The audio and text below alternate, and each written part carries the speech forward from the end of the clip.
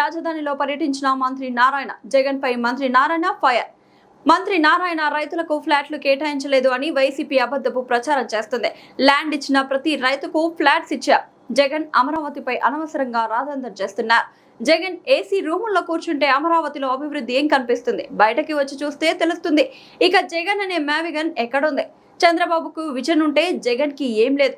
టెండర్ల ప్రకారం అమరావతిలో అభివృద్ధి జరుగుతుంది. రైతుల దగ్గర బలవంతంగా భూములు ఇంతవరకు తీసుకోలేదు. అమరావతి 2028 ఆగస్టు నాటికి ఫస్ట్ ఫేజ్ సిద్ధం అవుతుంది. వర్షాకాలం వస్తుంది కాబట్టి కొండవీటి వాగు, పాలవాగు పనులు పరిశీలించడం జరిగింది. వర్షాకాలంలో ఎటువంటి ఇబ్బంది రాకూడదని అధికారులను ఆదేశించారు. 69 బ్రిడ్జ్ల దగ్గర వేగంగా పనులు జరుగుతున్నాయి. రానున్న 4 నెలలు వర్షాలుంటాయి కాబట్టి ముందుగానే జాగ్రత్తలు తీసుకున్నాం. అమరావతి క్యాపిటల్ సిటీలో ఏదైతే వర్క్స్ ఉన్నాయో ఆ వర్క్స్ అన్నీ కూడా ట్రంక్ రోడ్స్ కావచ్చు, లేఅవుట్స్ కావచ్చు, రిజర్వాయర్స్ కావచ్చు, అధికార భవనాలు కావచ్చు, లేదా నివాసయోగ్యమైన అధికారుల యొక్క హౌసెస్ కావచ్చు, ఇవన్నీ కూడా ఎంతో వేగవంతంగా వర్క్ జరుగుతున్నాయి. ఈ నేపథ్యంలో ఈరోజు యాక్చువల్గా కొండవీటి వాగు, పాలవాగు వీటిని యాక్చువల్గా ఇన్స్పెక్షన్ చేయటం జరిగింది. నేను మరియు ఎండి గారు, సిఈలు అందరితో. ఎందుకంటే ఇప్పుడు వర్క్స్ జరుగుతున్నాయి. ఇప్పుడు వర్క్స్ ఎంతో వేగవంతంగా జరుగుతున్నాయి. వర్షాకాలం సీజన్ వస్తుంది కాబట్టి మళ్ళీ ఎటువంటి ఇబ్బంది లేకుండా. ఎందుకంటే గత వర్షాకాలం అప్పుడు వెస్టర్న్ బైపాస్లో ఎక్కడైతే కొండవీటి క్రాస్ అవుద్దో, పాలవా క్రాస్ అవుద్దో దాని కింద వెంట కింద మట్టి ఉండిపోయింది. అంటే పని జరుగుతూ ఉండింది కాబట్టి ఆ మట్టి క్లియర్ చేయలే. అందువల్ల వాటర్ వెనకదన్ని ఆగిపోయింది. వెంటనే మాకు తెలిసిన తర్వాత ఆ యొక్క రోడ్డుని కట్ చేసి వాటర్ని డైవర్ట్ చేసాం. అయితే ఈసారి ఆ ఇబ్బంది రాకూడదని ముందే అధికారులకు చెప్పటం, అదేవిధంగా ఎండి గారు కూడా ఇన్స్పెక్షన్ చేసి ఆ యొక్క వెంట్స్ కింద మట్టి లేకుండా చూడటానికి యాక్చువల్గా ఇన్స్ట్రక్షన్ ఇచ్చారు. అయితే ఇక్కడ అందరూ గమనించాల్సింది ఏంటంటే ఈరోజు తీసుకుంటే పాలవాకు కింద మొత్తం 30 బ్రిడ్జెస్ వస్తున్నాయి. పాలవాగు మీద 30 బ్రిడ్జెస్ వస్తున్నాయి. ట్రంక్ రోడ్లు అయితే 21 బ్రిడ్జెస్ వస్తున్నాయి. లేఅవుట్స్కి సంబంధించి వాటి మీద అయితే 9 బ్రిడ్జెస్ వస్తున్నాయి. అదేవిధంగా కొండవీటి వాగు తీసుకుంటే కొండవీటి వాగులో ట్రంక్ రోడ్స్ మీద 22 బ్రిడ్జిలు, ఆ లేఅవుట్స్ వచ్చే దగ్గర 10 బ్రిడ్జిలు, అదేవిధంగా గ్రావిటీ కెనాల్ మీద 7 బ్రిడ్జిలు వస్తున్నాయి. మొత్తం 69 బ్రిడ్జిలు కడుతున్నారు. ఇది వెస్టర్న్ బైపాస్ మీద కట్టే 2 కాకుండా 69 బ్రిడ్జిల దగ్గర వర్క్ జరుగుతుంది. ఎక్కడైతే బ్రిడ్జి వర్క్ జరుగుతుందో అక్కడ జనరల్గా మట్టితో బ్లాక్ అవుద్ది. బ్లాక్ అయినప్పుడు వాటర్ వెనకపోతుంది. అందుకని అధికారులకి ఇన్స్ట్రక్షన్స్ ఇచ్చాను. ఈ 29 దగ్గరలో వాటర్ బ్లాక్ కాకుండా మట్టి అన్నా దించండి, లేదు వర్క్ జరుగుతుంటే డైవర్షన్ అన్నా చేయమని, లేదంటే కెనాల్ డైవర్ట్ చేయటం. ఆ వర్క్ యాక్చువల్గా మొదలుపెట్టారు. ఆ విధంగా దాని మీద వాళ్ళు ఇన్స్పెక్షన్ చేశాను. మరి 3 రిజర్వాయర్స్ ఇచ్చారు. అమరావతి క్యాపిటల్ సిటీని ఎంతో సేఫ్గా ఉంచడానికి ఆ రోజు గౌరవనీయ ముఖ్యమంత్రి గారు ప్రపంచంలో ఎవరైతే దీన్ని ఎక్సలెంట్గా డిజైన్ చేస్తారో వాళ్ళతో స్టడీ చేయమంటే నెదర్లాండ్స్ వాళ్ళని కన్సల్ట్ చేసాం. నెదర్లాండ్స్ ఎందుకు కన్సల్ట్ చేసామంటే వాళ్ళ సీ లెవెల్ కంటే వాళ్ళ యొక్క గ్రౌండ్ లెవెల్ తక్కువలో ఉంటుంది. వాటర్ వేస్ ఎక్కువ. They are experts.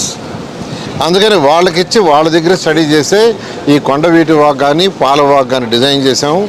అదేవిధంగా అమరావతి క్యాపిటల్ సిటీలో 3 రిజర్వాయర్లు, బయట ఒక 3 రిజర్వాయర్లు ఆ రోజు డిజైన్లో ఇచ్చారు. నీరుకొండ తీసుకుంటే 0.4 TMC వాటర్ స్టోర్ చేయొచ్చు. అదేవిధంగా పెనుబాకలో 0.1, శాఖమూరు దాంట్లో 0.04. ఈ మూడిట్లోనే 0.54 TMC వాటర్ స్టోర్ చేయొచ్చు.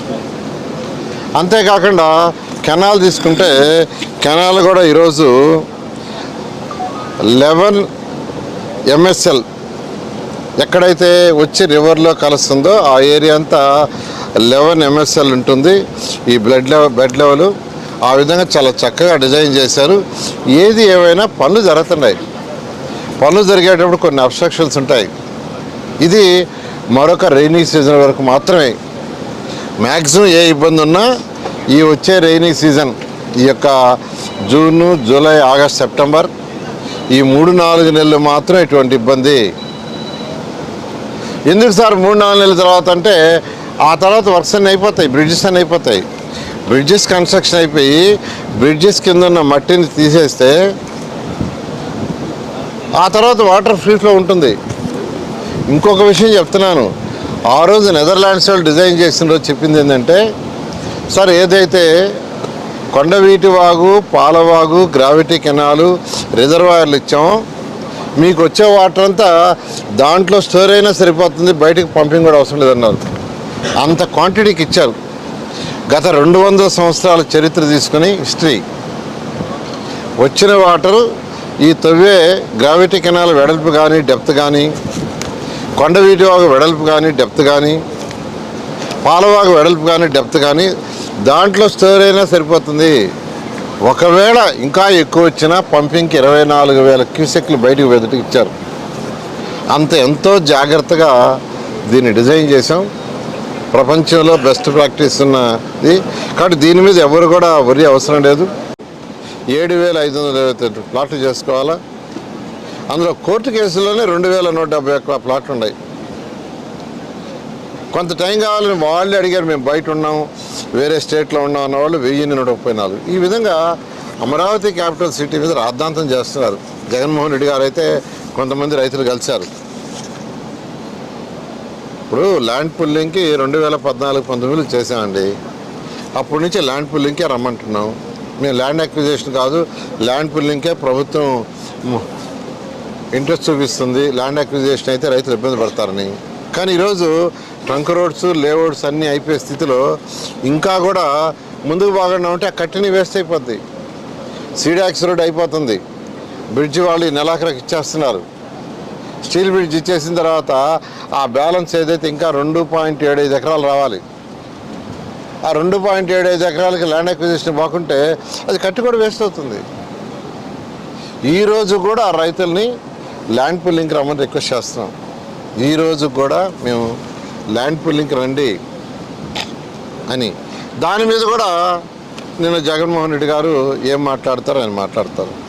30 ఏళ్ళైనా అమరావతి కాదంట. వచ్చి లోపల తిరిగితే కదా ఏసీ రూములు అని తెలుస్తుంది.